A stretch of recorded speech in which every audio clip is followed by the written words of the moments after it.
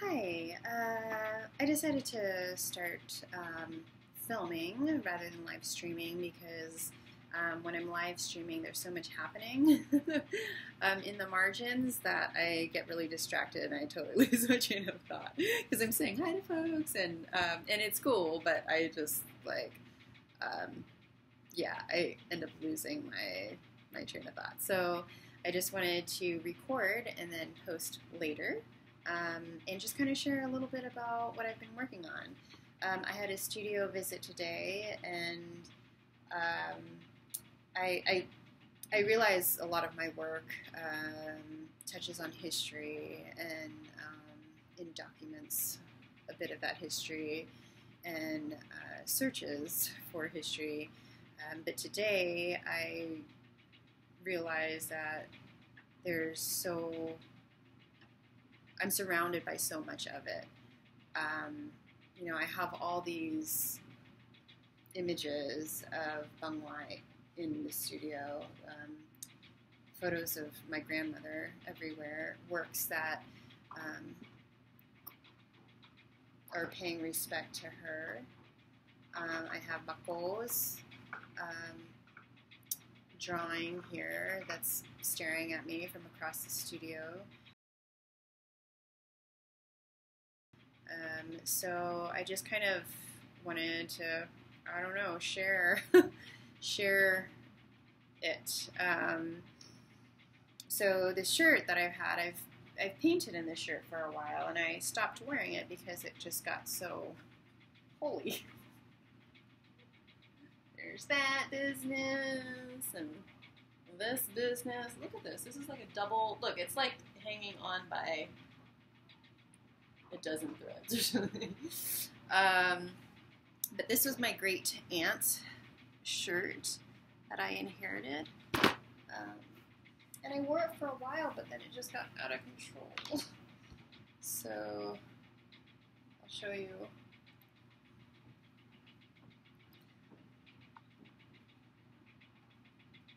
So there's her stitching. This is the underarm right here.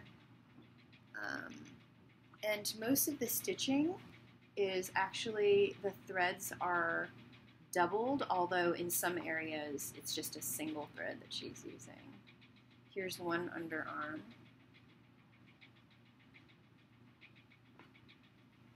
Here's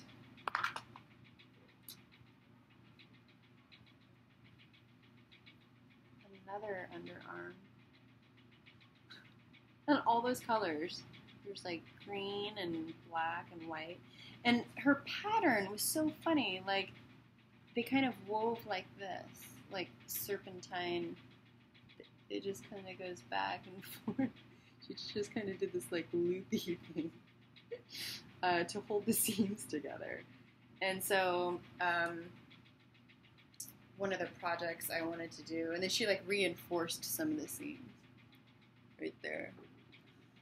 So I thought it would be interesting, and I shared a little bit about this earlier, but I thought it would be interesting to keep wearing the shirt, sew these, stitch these holes back up, and then keep wearing it and just stitch it as these holes form, just to kind of keep this tradition going. And I mean, not to like show, or like, it's more like a performative project, because I'm just really curious how it will look in, I don't know, 20 years, God willing, and if it'll make it that long. So it's like, yeah, big gaping. So I was like pulling out my thread. This is my thread collection. I have more over here. But I was pulling out my thread collection and came across this box here. And these are my cousin Bee's threads. Bee passed away in mid-November. And early to mid-November. And I inherited her art supplies and her thread. She was very creative. She'd sew her clothes. She was 35 years old when she passed. And yeah, she was such a free spirit and was always experimenting with like different things. Like with clay, I have one of her clay sculptures, and she'd do mosaics and just like all kinds of different projects. But she was we actually had a lot in common, and I didn't realize it until after she passed. When I was writing her a letter, I was like, we have a lot in common. We had so much in common, actually. Yeah, so what I'm going to do is take B's threads, rest in peace, B, as I know you are, and use them to stitch up Batien's shirt. So I'll be using B's thread to mend the shirt. And just thinking about these materials and how they belong to people who aren't even here with us anymore. I mean, I'm using Bung White's sewing kits. The scissors came in here.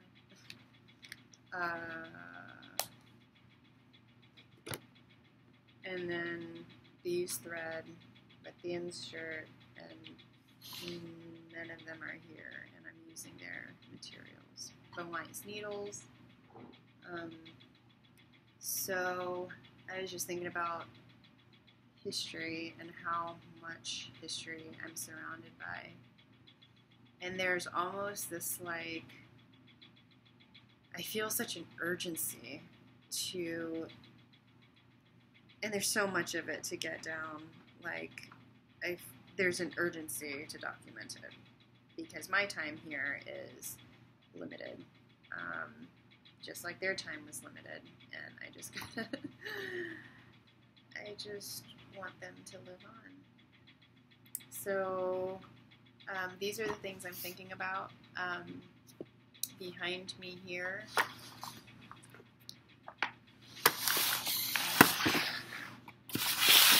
are photographs, prints made of a photograph of my husband's father, who was a general in the South Vietnamese army. And because of that, he was imprisoned for several years in the re-education camp from 1978 to 1981, I believe. And he actually had a choice. They had a choice to fly out. And he decided he was going to stay back and fight with his people. So he did, and then he was imprisoned. This photograph, the original photograph, is only this big. It's like that big. Actually, I have a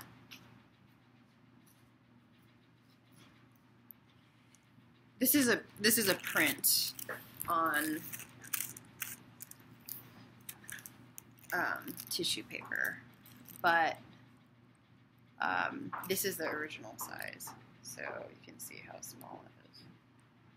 And I took it to Chrome Digital, the guys and gals, actually, too, at Chrome Digital in San Diego, and they took this size, this original photo, and they blew it up to these test pieces. They blew it up large and then printed these test pieces so I can experiment on just different surfaces. So they're all different papers.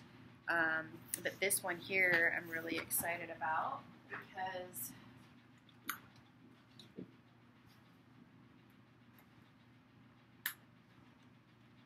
it's watercolor paper.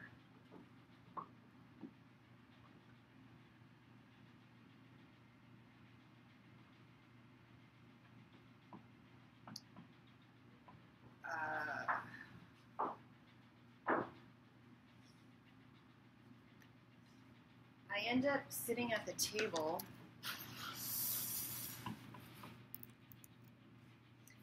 I ended up sitting at the table wanting to work on it, and this is what I'm seeing. I'm just seeing this very powerful image, and it's so hard for me to even work on it. I mean, I put water on it, and I chose like this edge just to see how the water responds to the ink. I'm gonna maybe put some pigment on it and stitch on it and kind of see what that does. And I have all these plans, but then I put it on this table and I'm just looking at him, and I just find myself just studying his face.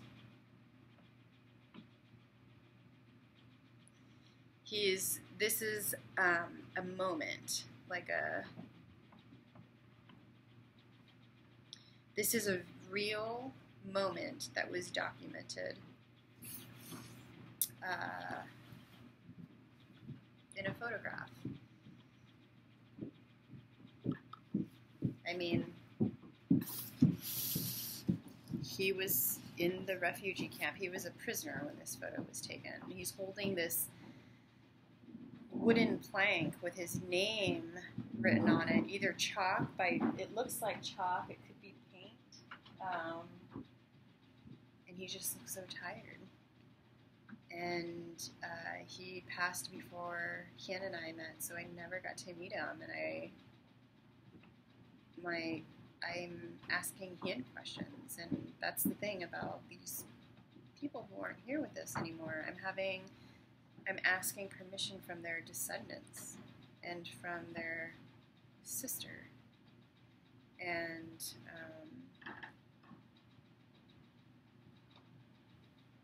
I just feel like there's this responsibility to kind of keep them alive by including them in my practice and in my work.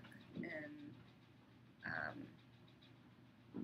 there's so much history to be recorded. So I just wanted to show you what I was working on.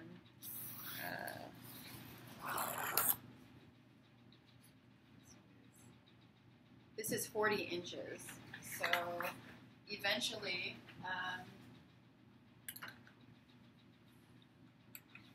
it's going to be printed large. So that's what I'm working on. But I just wanted to share and check in and try this out and see if there's, this is a lot easier. I'll check in later and let you know how the progress is coming along. Good night. Oh, Art Walk is tonight. Santa Ana Art Walk. Go check it out. I'll be milling around. All right, see ya.